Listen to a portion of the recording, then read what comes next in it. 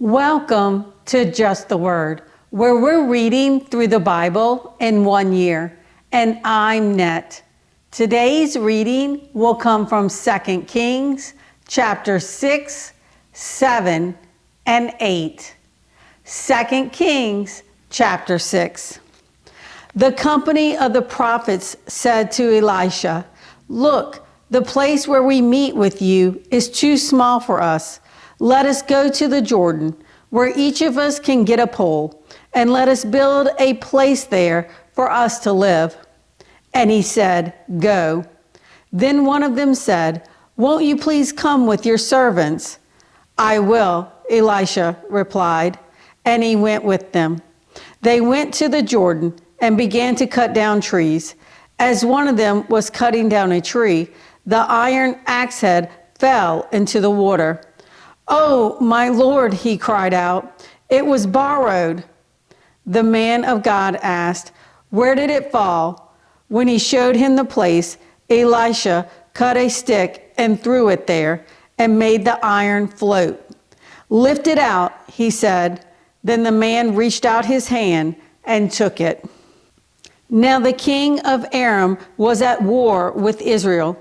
After conferring with his officers, he said, "I will set up my camp in such and such a place." The man of God sent word to the king of Israel, "Beware of passing that place, because the Arameans are going down there." So the king of Israel checked on the place indicated by the man of God. Time and again, Elisha warned the king so that he was on his guard in such places. This enraged the king of Aram. He summoned his officers and demanded of them, "Will you not tell me which of us is on the side of the king of Israel?" "None of us, my lord the king," said one of his officers. But Elisha, the prophet who is in Israel, tells the king of Israel the very words you speak in your bedroom. "Go, find out where he is," the king ordered, "so I can send men and capture him." The report came back, "He is in Dothan." Then he sent horses and chariots and a strong force there. They went by night and surrounded the city. When the servant of the man of God got up and went out early the next morning, an army with horses and chariots had surrounded the city. "Oh, my lord, what shall we do?" the servant asked. "Don't be afraid," the prophet answered. "Those who are with us are more than those who are with them." And Elisha prayed, "O Lord, open his eyes so he may see."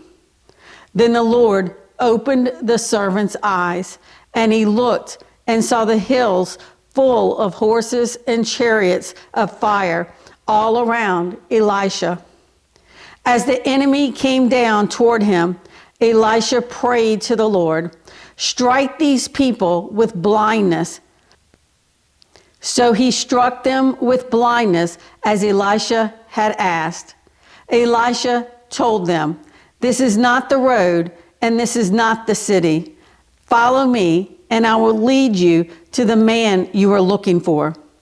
And he led them to Samaria. After they entered the city, Elisha said, "Lord, open the eyes of these men so they can see."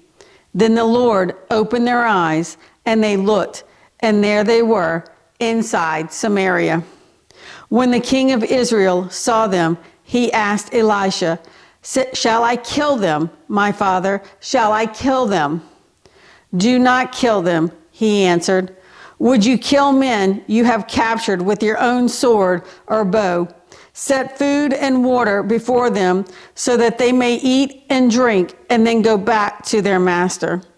So he prepared a great feast for them, and after they had finished eating and drinking, he sent them away, and they returned to their master. So the bands for Aram stopped raiding Israel's territory. Sometime later, Ben-Hadad, king of Aram, mobilized his entire army and marched up and laid siege to Samaria. There was a great famine in the city.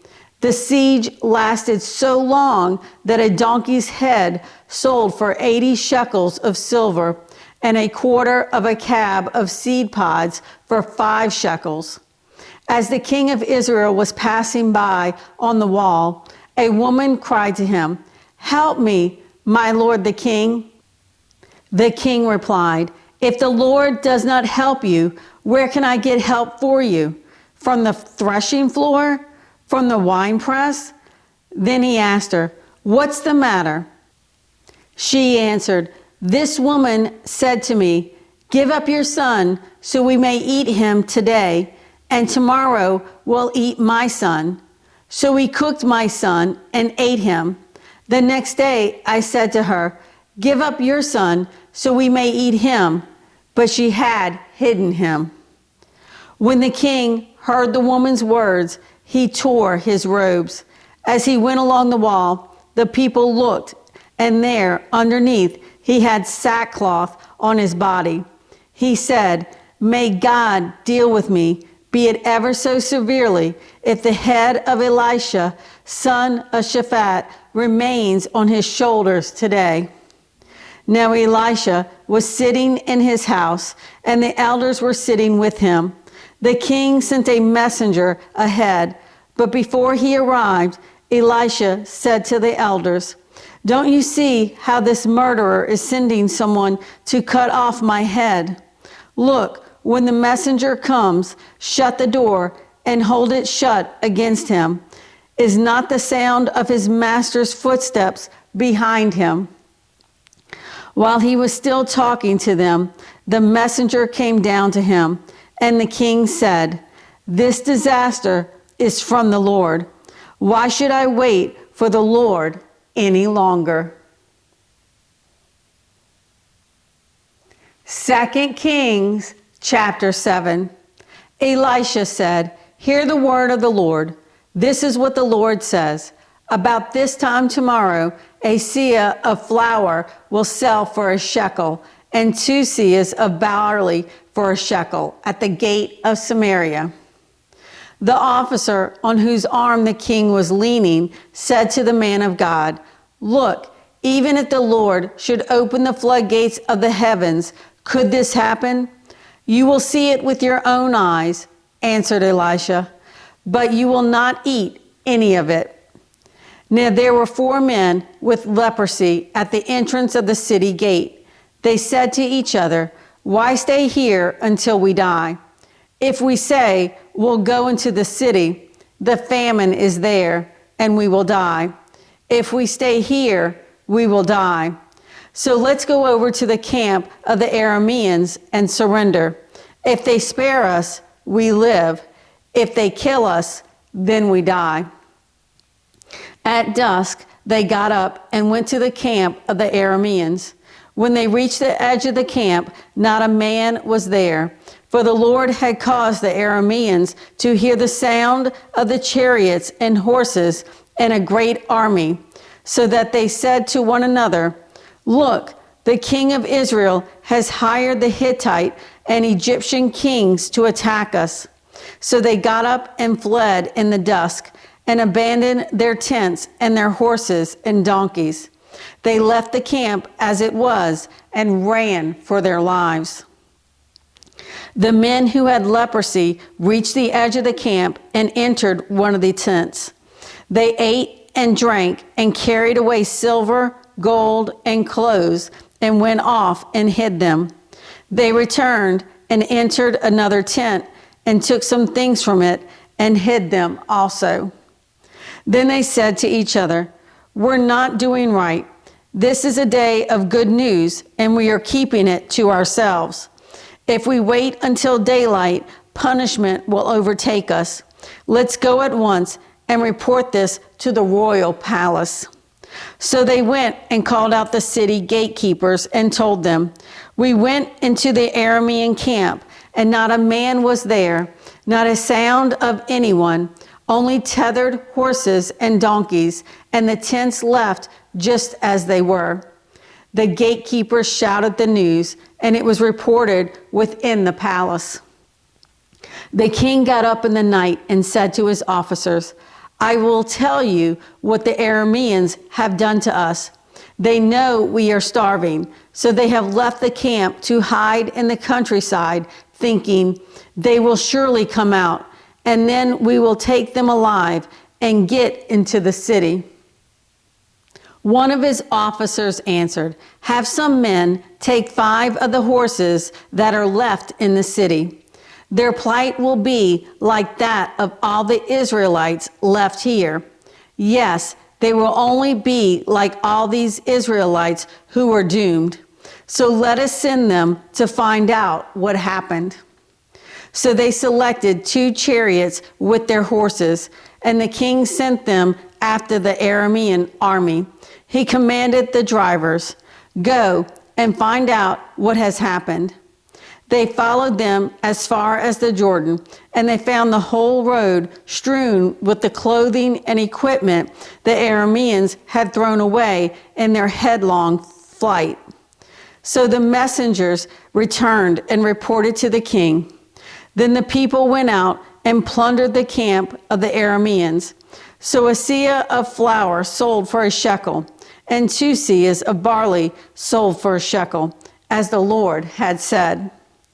Now the king had put the officer on whose arm he leaned in charge of the gate, and the people trampled him in the gateway, and he died, just as the man of God had foretold when the king came down to his house.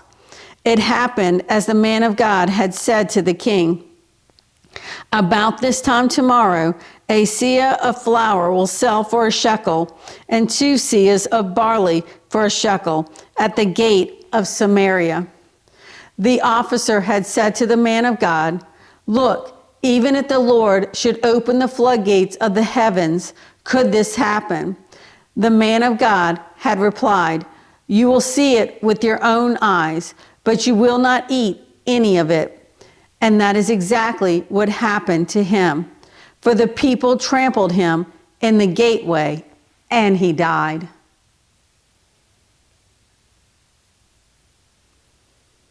Second Kings chapter 8. Now Elisha had said to the woman whose son he had restored to life, go away with your family and stay for a while wherever you can, because the Lord has decreed a famine in the land that will last 7 years. The woman proceeded to do as the man of God said. She and her family went away and stayed in the land of the Philistines 7 years. At the end of the 7 years, she came back from the land of the Philistines and went to the king to beg for her house and land. The king was talking to Gehazi, the servant of the man of God, and had said, tell me about all the great things Elisha has done. Just as Gehazi was telling the king how Elisha had restored the dead to life, the woman whose son Elisha had brought back to life came to beg the king for her house and land. Gehazi said, this is the woman, my lord the king, and this is her son whom Elisha restored to life. The king asked the woman about it, and she told him. Then he assigned an official to her case and said to him, give back everything that belonged to her, including all the income from her land from the day she left the country until now. Elisha went to Damascus, and Ben-Hadad, king of Aram, was ill. When the king was told, the man of God has come all the way up here, he said to Hazael, take a gift with you and go to meet the man of God. Consult the Lord through him. Ask him, will I recover from this illness? Hazael went to meet Elisha, taking with him as a gift 40 camel loads of all the finest wares of Damascus. He went in and stood before him and said, your son Ben-Hadad, king of Aram, has sent me to ask, will I recover from this illness? Elisha answered, go and say to him, you will certainly recover, but the Lord has revealed to me that he will in fact die." He stared at him with a fixed gaze until Hazael felt ashamed. Then the man of God began to weep. "Why is my Lord weeping?" asked Hazael. "Because I know the harm you will do to the Israelites," he answered. "You will set fire to their fortified places, kill their young men with the sword, dash their little children to the ground, and rip open their pregnant women." Hazael said, "How could your servant, a mere dog, accomplish such a feat?" "The Lord has shown me that you will become king of Aram," answered Elisha. Then Hazael left Elisha and returned to his master. When Ben-Hadad asked, "What did Elisha say to you?" Hazael replied, "He told me that you would certainly recover." But the next day he took a thick cloth, soaked it in water, and spread it over the king's face so that he died. Then Hazael succeeded him as king. In the 5th year of Joram, son of Ahab, king of Israel, when Jehoshaphat was king of Judah, Jehoram, son of Jehoshaphat, began his reign as king of Judah. He was 32 years old when he became king, and he reigned in Jerusalem 8 years. He walked in the ways of the kings of Israel, as the house of Ahab had done. For he married a daughter of Ahab. He did evil in the eyes of the Lord. Nevertheless, for the sake of his servant David, the Lord was not willing to destroy Judah. He had promised to maintain a lamp for David and his descendants forever. In the time of Jehoram, Edom rebelled against Judah and set up its own king. So Jehoram went to Zair with all his chariots. The Edomites surrounded him and his chariot commanders, but he rose up and broke through by night. His army, however, fled back home. To this day, Edom has been in rebellion against Judah. Libnah revolted at the same time. As for the other events of Jehoram's reign and all he did, are they not written in the book of the annals of the kings of Judah? Jehoram rested with his fathers and was buried with them in the city of David. And Ahaziah, his son, succeeded him as king. In the 12th year of Joram, son of Ahab, king of Israel, Ahaziah, son of Jehoram, king of Judah, began to reign. Ahaziah was 22 years old when he became king, and he reigned in Jerusalem 1 year.